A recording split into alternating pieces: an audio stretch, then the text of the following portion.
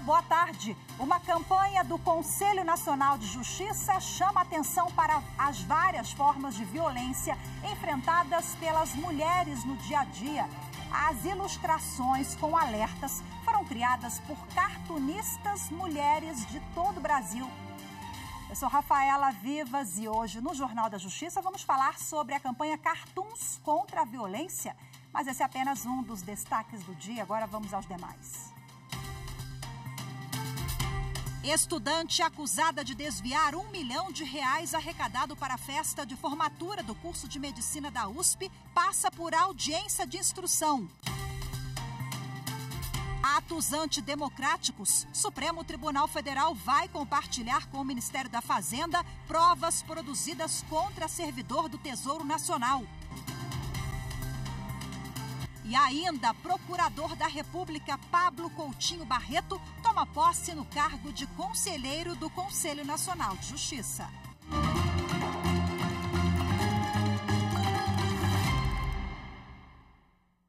Com a autorização da Justiça, a Polícia Federal deflagrou na manhã desta terça-feira operação para combater crimes patrimoniais, lavagem de capitais e provável comércio ilegal de armas de fogo e munições no estado de São Paulo. Informações da Stone Pagamentos sobre movimentações atípicas em contas mantidas na instituição financeira deram início à investigação.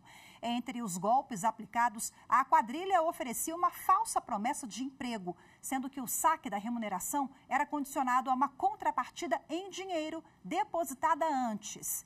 No total, foram cumpridos 8 mandados de busca e apreensão na cidade de São Paulo e em São Bernardo, além de terem sido executadas várias medidas cautelares envolvendo o patrimônio dos investigados. Foram apreendidos celulares, armas e mais de R$7 milhões. A segunda turma do Supremo Tribunal Federal confirmou decisão e manteve a prisão preventiva de um dos 3 ex-policiais rodoviários federais acusados do homicídio de Genivaldo de Jesus Santos no ano passado. Genivaldo foi morto durante uma abordagem policial no estado de Sergipe. A narração é de Rossini Gomes. A Corte validou a decisão do ministro Edson Fachin, relator do caso, que arquivou o pedido de soltura feito pela defesa do acusado, o ex-policial rodoviário federal Kleber Nascimento Freitas. Ele é um dos 3 agentes da PRF acusados de participação na morte de Genivaldo de Jesus Santos, em maio do ano passado. Fachin já havia negado seguimento ao habeas corpus impetrado contra a decisão do Superior Tribunal de Justiça, que tinha rejeitado a substituição da prisão por medidas alternativas. No julgamento dessa segunda-feira, o relator reiterou os fundamentos da decisão monocrática de que a prisão preventiva está suficientemente motivada para garantir a ordem pública e na possibilidade de interferência na produção de provas, mesmo que o acusado tenha sido excluído dos quadros da PRF. A decisão foi unânime. O caso veio à tona depois de imagens veiculadas na internet. Genivaldo foi preso no porta-malas de uma viatura depois de ser parado pelos agentes por trafegar de moto sem capacete em uma rodovia no município de Umbaúba, em Sergipe. Durante a abordagem, um policial rodoviário jogou bombas de gás dentro do carro e manteve o porta-malas fechado, impedindo Genivaldo de sair e respirar. Pela conduta, os agentes foram demitidos da PRF e vão ser levados a júri popular. A data do julgamento ainda não foi marcada. O ministro Alexandre de Moraes, do Supremo Tribunal Federal, autorizou o compartilhamento de dados do inquérito dos atos antidemocráticos de 8 de janeiro com o Ministério da Fazenda. As informações serão usadas em um processo administrativo contra um servidor do Tesouro Nacional. Anderson Arcoverde tem as informações. O ministro Alexandre de Moraes lembrou que o Supremo Tribunal Federal já se manifestou favoravelmente ao compartilhamento de informações colhidas em inquéritos penais para uso em outros procedimentos, desde que seja observada a garantia constitucional do contraditório e que a prova emprestada não seja o único elemento de convicção do julgador. O pedido de compartilhamento foi feito pela Advocacia Geral da União, com o argumento de que as provas existentes no inquérito têm relação com as medidas administrativas que vêm sendo adotadas pelo Ministério da Fazenda contra o servidor Henrique Guilherme do Amaral Santos. O servidor responde a processo administrativo por ter participado dos ataques de 8 de janeiro. Ele usou uma conta do TikTok com o perfil Patriota Guilherme para convocar um golpe a favor do ex-presidente Jair Bolsonaro. O ministro Alexandre de Moraes determinou o bloqueio dessa conta e a preservação do conteúdo. Segundo a Advocacia Geral da União, essas informações vão ajudar a embasar o processo administrativo. O Ministério Público Federal entrou com um pedido para anulação do concurso de 2022 para diversos cargos para a Marinha. O motivo é o não cumprimento da lei de cotas para negros. As informações com Márcia Fontinelli. A ação judicial é contra a empresa vinculada à Marinha, a Amazônia Azul Tecnologias de Defesa S.A., conhecida como Amazul. Para o Ministério Público Federal, no concurso do ano passado, não foram respeitadas as regras que reservam 20% das vagas em certames para pessoas pretas ou pardas. A Amazul incluiu como método de aprovação, na relação final de cotistas, todos os candidatos pretos e pardos aprovados, independentemente da classificação obtida na ampla concorrência. Para se ter uma ideia, um deles se classificou em 7º lugar na lista geral, posição suficiente para ser convocado sem a necessidade da cota, mas a empresa o admitiu como primeiro colocado entre os candidatos às vagas reservadas. A ação em caráter de urgência pede a suspensão do concurso público aberto em 2022 e a anulação de todas as convocações já realizadas. O juiz auxiliar da presidência do Tribunal Superior Eleitoral, Paulo Bonini, representou a corte nas eleições da Colômbia no último domingo. Ele participou de uma missão de observação da Associação Mundial de Organismos Eleitorais. As eleições no país foram para definir representantes aos cargos de governador, deputados, prefeitos e vereadores. Bom, o grupo foi analisar o cumprimento da legislação e dos regulamentos locais. Ao final da eleição, os integrantes da missão entregaram um relatório com recomendações para o aperfeiçoamento do processo eleitoral colombiano. Entre as sugestões, a mudança na localização das cabines de votação para garantir o sigilo do voto. Paulo Bonini também destacou a necessidade de aperfeiçoar o trabalho dos mesários no preenchimento de planilhas, já que na Colômbia a eleição é feita no papel. A Associação Mundial de Organismos Eleitorais é a maior organização internacional do mundo na área de gestão eleitoral. Conta com a participação de 121 órgãos de 111 países. A seguir, os detalhes sobre a campanha Cartoons contra a Violência, de iniciativa do Conselho Nacional de Justiça em prol das mulheres. As informações em instantes, voltamos já.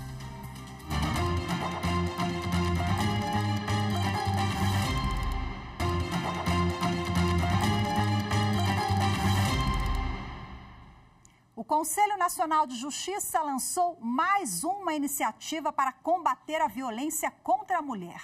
É a campanha Cartoons contra a Violência. As ilustrações com alertas foram criadas por cartunistas mulheres de todo o Brasil. Acompanhe na reportagem de Carolina Chaves. O projeto foi lançado este mês pelo CNJ para alertar principalmente as mulheres sobre a violência doméstica e a necessidade de sair do ciclo de abusos. Como podemos lutar para mudar essa triste realidade? Desenhando o amanhã que queremos. CNJ apresenta Cartoons contra a Violência. As mensagens relatam o dia a dia das mulheres e as várias formas de violência, até mesmo as que não são físicas, como julgamento pela roupa que ela usa ou a humilhação por causa da dependência financeira. Para a campanha foram convidadas mais de 25 mulheres cartunistas. Pelo menos 5 artistas brasileiras já participaram da criação. Entre elas, Cecília Ramos, que fala da importância do trabalho feito por cartunistas mulheres que vivem num país recordista de feminicídio. No ano passado, uma mulher morreu a cada 6 horas em razão do gênero. Esse tópico exige uma sensibilidade, né, que só o grupo que é alvo, né, dessa violência, acho que conseguiria agregar, sabe? Então, enfim, sendo mulher e tendo esses dados nas costas, a gente consegue ganhar com mais sensibilidade. Lorena Kass é escritora e ilustradora de livros infantis sobre educação emocional. Ela também fez desenhos para a campanha. Uma pessoa que sofreu na pele é outra contribuição, né? Eu acredito que é muito mais visceral, é muito mais cheia de significado. A gente está vendo aí mulheres unidas em prol de facilitar a vida das mulheres. Isso é muito lindo e eu fico muito feliz de poder ser parte disso. O programa é uma parceria com a Associação Brasileira de Agências de Publicidade e a agência Léo Burnett. O material será publicado nos principais meios de comunicação do país, como jornais, revistas e redes sociais, além do site do CNJ. Novos desenhos serão publicados até 25 de novembro, Dia Internacional de Combate à Violência contra as Mulheres. Se não existir espaço para lutar contra a violência, nunca poderemos sonhar com um futuro melhor para todas as mulheres. Junte-se a nós nessa luta e apoie o Cartoons contra a Violência. E agora, para falar mais sobre essa iniciativa, eu converso ao vivo, de forma remota, com a juíza auxiliar da presidência do Conselho Nacional de Justiça, doutora Luciana Rocha. Seja muito bem-vinda, boa tarde para a senhora. Conta para a gente como é que surgiu a ideia, né, a união entre todos esses atores, a Agência Brasileira, a Associação Brasileira de Agências de Publicidade, o CNJ. O objetivo é chamar mais ainda a atenção da sociedade, doutora, sensibilizar para esse tema? Boa tarde, Rafaela. Muito obrigada pelo convite para falar desse projeto tão lindo que tem visibilidade para o futuro em especial, para que possamos desenhar o futuro que queremos para as nossas mulheres, para as brasileiras que sofrem com a violência doméstica familiar e com o aumento do feminicídio em 2022. O objetivo da campanha é atender uma das diretrizes importantíssimas da Lei Maria da Penha, que é a realização de campanhas educativas, campanhas voltadas a toda a sociedade, para que se tenha maior conscientização sobre essa grave violação aos direitos humanos e também a difusão de instrumentos de direitos humanos, né, de legislação protetiva, de canais de denúncia, para que se possa romper o ciclo da violência. Então, essa é uma parceria realmente já de grande, né, destaque, quando a gente vê o impacto já trazido à sociedade, né? Parceria com a Léo Burnett, com a Associação Brasileira de Agências de Publicidade. Então, veremos esses cartoons feitos por cartunistas mulheres em diversos meios de comunicação, né? Revistas, jornais, outdoor. Já foram mais de 25 mil telas digitais, quase 1 milhão de pessoas que acessaram os cartoons nas redes sociais do CNJ. Que bacana e muito sensível, né, de dar voz a essas mulheres. São mulheres ilustradoras, então, sob a ótica feminina. Essa sensibilização são 25, né, ilustrações. Vocês já divulgaram 10. Qual é a dinâmica para as próximas semanas, os próximos meses de divulgação? Perfeito, Rafaela. Na verdade, essas ilustrações, esses cartoons continuam sendo produzidos, né? São mais de 25 cartunistas produzindo. Toda semana, toda sexta-feira, o CNJ lança um novo cartoon nas suas redes sociais. Então, nas redes sociais do CNJ já foram quase 1 milhão de pessoas que acessaram.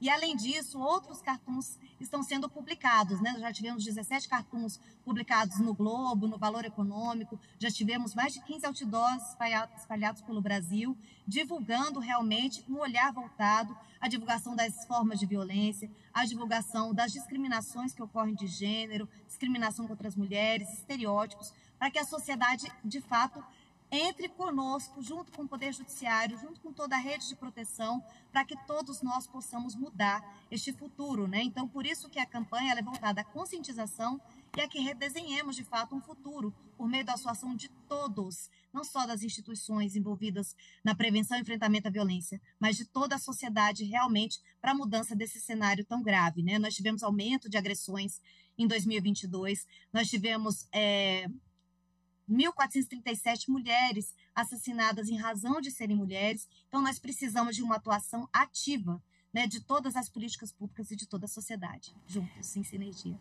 Doutora, desde 2018, o CNJ tem uma política nacional de enfrentamento, né, à violência contra a mulher, com várias regras ali que devem ser seguidas por tribunais de todo o país, julgamento sob a perspectiva de gênero. São inúmeras as iniciativas. Eu gostaria que a senhora elencasse agora os principais frutos colhidos até aqui e quais os destaques dessa política nacional. Em especial, né, como você bem lembrou, Rafaela, nós tivemos a publicação do protocolo de julgamento com perspectiva de gênero. Esse protocolo ele tem como centro de tudo que nós possamos tomar qualquer decisão com base nas experiências vivenciadas pelas mulheres, a partir das suas dores, compreendendo quais são as violências vivenciadas, para que se tenha um olhar voltado com foco especialmente na proteção e prevenção. Né? A avaliação de risco está na centralidade das políticas judiciárias. Então, tivemos, por exemplo, a aprovação, né, do Formulário Nacional de Avaliação de Risco, CNJ e CNMP, que virou lei também, né, Lei 14.149, para que as vítimas possam preencher uma avaliação de risco no primeiro contato na segurança pública, quando fizerem um boletim de ocorrência ou no judiciário, para que possamos saber qual é o grau de risco de reiteração de violências para tomada de gestão de risco em rede, né, para a proteção dessa mulher. Esse é um grande foco. Tivemos ainda avanços, por exemplo, também na garantia de reserva de vagas para mulheres em situação de violência doméstica nos contratos públicos feitos por todos os tribunais, né, de contratação de terceirizados, então garantia de 5% das vagas para empoderamento econômico dessas mulheres. Né, nós tivemos políticas também de proteção ao acolhimento dessa mulher, especialmente voltado também à análise prioritária das protetivas, como foi a Lei 14.550, né, para que se analise a partir da palavra da vítima, pensando sempre nos riscos de novas violências. Para a celeridade dos processos, a gente tem metas especiais de julgamento para a violência doméstica e feminicídios, né, que é a meta 8, tem que ser julgado 60% dos processos que entraram até 2 anos atrás, né, em todo ano, para cumprir a meta, uma meta diferenciada da Justiça Estadual para a violência doméstica e feminicídios, uma meta de celeridade, para além também da grande preocupação do CNJ com o acesso à justiça. Então, estamos trabalhando, por exemplo, políticas de ampliação dos pontos de inclusão digital, para que as mulheres possam ter acesso, né, inclusive para audiências, por videoconferência, em diversos pontos, né, não só nos fóruns, né, mas também em outras parcerias feitas com prefeituras, por exemplo, para que tenham garantido o acesso digital à participação em audiências telepresenciais. Então, são uma série de políticas voltadas, de fato, como jornadas da Lei Maria da Penha, que sempre fazemos, né? As campanhas da Justiça pela Paz em Casa, que tem no mês de março, de agosto e de novembro, todas campanhas permanentes, né, do Poder Judiciário para conscientização e atuação de fortalecimento dessas políticas. Muito bacana, o trabalho não para, né? Agora mais esse, Cartoons contra a Violência. Parabéns por mais essa iniciativa, viu? Parabéns pelo trabalho de toda a equipe. Doutora, muito obrigada pela sua entrevista, viu? Boa tarde para a senhora, até a próxima. Muito obrigada, Rafaela. Convidamos todos a divulgarem suas redes sociais. Os cartões estão à disposição no site do CNJ. Vamos sim, com certeza. A campanha é belíssima, viu? Ficou linda, muito sensível. Parabéns mais uma vez. Tchau, tchau, doutora. A seguir, Procurador da República Pablo Coutinho Barreto toma posse no cargo de conselheiro do Conselho Nacional de Justiça. Os detalhes em instantes, voltamos já.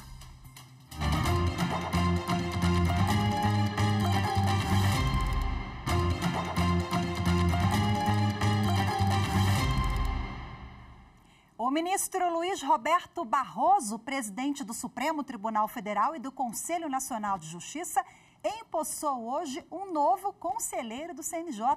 A narração é de Simone Moura.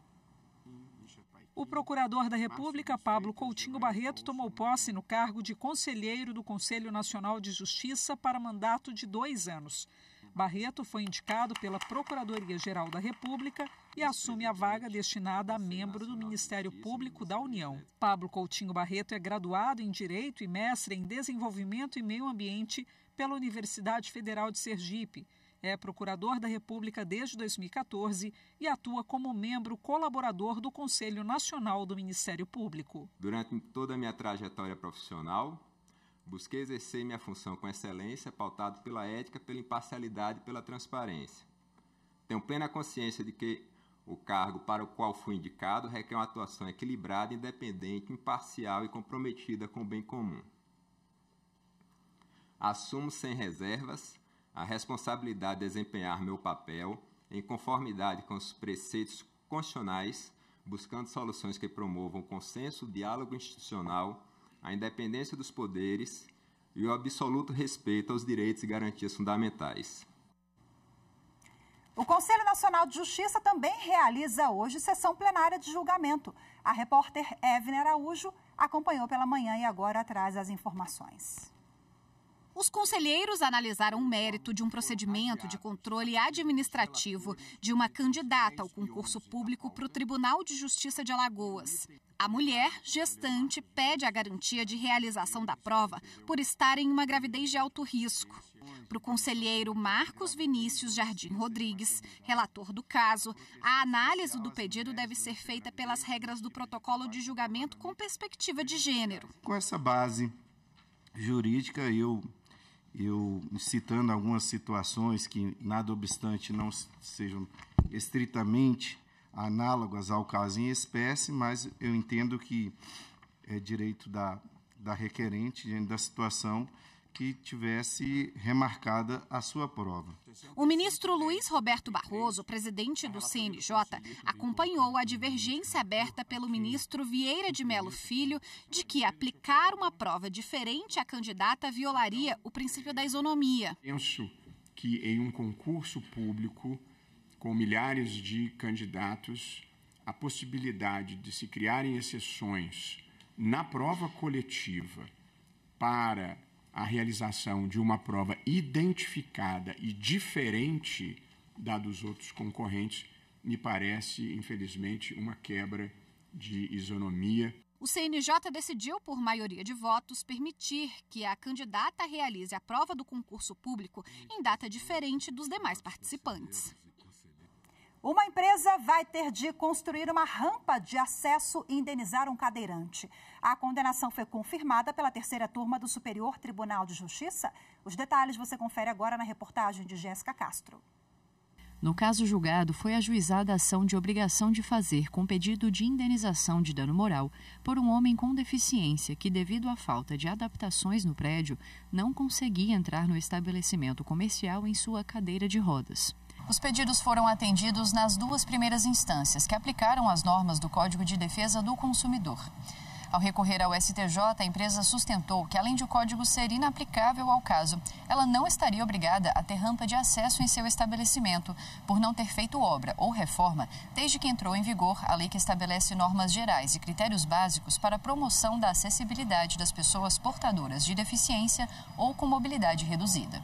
A relatora, ministra Nancy Andrighi, confirmou que a ausência da rampa de acesso no estabelecimento comercial configurou o fato do serviço, conforme estabelece o CDC, porque vedou a entrada do cadeirante no local. A relatora ressaltou ainda que a Lei Brasileira de Inclusão da Pessoa com Deficiência determina que as edificações públicas e privadas garantam acessibilidade às pessoas com deficiência. Ao manter o acórdão do Tribunal de Justiça do Rio de Janeiro e confirmar a condenação da empresa, Nancy Andrighi observou que a jurisprudência do STJ considera que o dano moral não deve ser afastado em casos de limitação do acesso ao estabelecimento por pessoa com deficiência, criando-se uma situação constrangedora. Alicia Miller, estudante da Universidade de São Paulo, vai passar daqui a pouco, às 1h30 da tarde, por uma audiência de instrução na 7ª Vara, no Fórum Criminal da Barra Funda. Bom, a Alicia é aquela estudante acusada de desviar R$1 milhão dos fundos arrecadados para a festa de formatura de turma de medicina. A Alicia é alvo de 2 inquéritos policiais. Um ocorreu pelo 16º Departamento de Polícia, que investigou o crime de apropriação indébita relativo ao dinheiro da formatura. Já a Delegacia Especializada em Investigações Criminais de São Bernardo do Campo, no ABC Paulista, apurou os crimes de estelionato e lavagem de dinheiro contra uma lotérica, cometidos em 2022. O Poder Judiciário de Mato Grosso participa do 2º encontro de práticas restaurativas. Mediadores e facilitadores de círculos na atuação para a pacificação social das escolas. O evento tem como objetivo propagar as práticas restaurativas aplicadas para o combate à violência e à evasão escolar. A reportagem é de Maritza Fonseca. Mediadores, facilitadores de círculos de paz, coordenadores e diretores das unidades escolares e representantes do Poder Judiciário de Mato Grosso participaram do segundo encontro de práticas restaurativas, com foco na atuação para a pacificação social nas escolas, realizado pela Secretaria de Estado de Educação em Cuiabá. Essa parceria juntamente com o Tribunal de Justiça só vem no sentido de engrandecer e melhorar cada vez mais aquela comunidade, melhorar cada vez mais as práticas e levar os valores que aquela família, que aquele estudante, aquilo que realmente o papel da escola de fazer dentro do ambiente escolar. O evento possibilitou que os mediadores e facilitadores de círculos apresentassem estratégias para enfrentar a violência no ambiente escolar e fortalecer o que já vem sendo desenvolvido nas escolas. Isso faz um sistema mais forte, isso evita violências, isso traz cidadania, ou seja, por isso que eu digo, muito mais do que aquele que não conhece o sistema possa imaginar que essa formação, essa parceria pode trazer. A programação contou com a apresentação de práticas, troca de experiências e palestras. O sucesso do programa Eu e Você na Construção da Paz, da comarca de Campo Verde, e os diálogos de práticas restaurativas, uma possibilidade para a superação da violência escolar, foram alguns dos temas abordados. Os espaços escolares são espaços cheios de vida, cheios de movimento e, por vezes, cheios de traumas também. De que forma a gente acolhe, a gente escuta todas essas pessoas que estão na escola. Precisamos de mudanças, precisamos fazer diferente, aprimorar, aliás, o que a gente vem fazendo, para que a gente possa se acolher, possa se respeitar no nosso indivíduo e evitar o que a gente vem vendo como o que aconteceu em São Paulo nessa semana. Até o momento, 465 círculos de paz foram realizados no ambiente escolar em 2023, sendo 4.500 alunos beneficiados em Mato Grosso. Hoje ficamos por aqui. Muito obrigada pela sua companhia. Uma ótima tarde. Até amanhã. Tchau, tchau.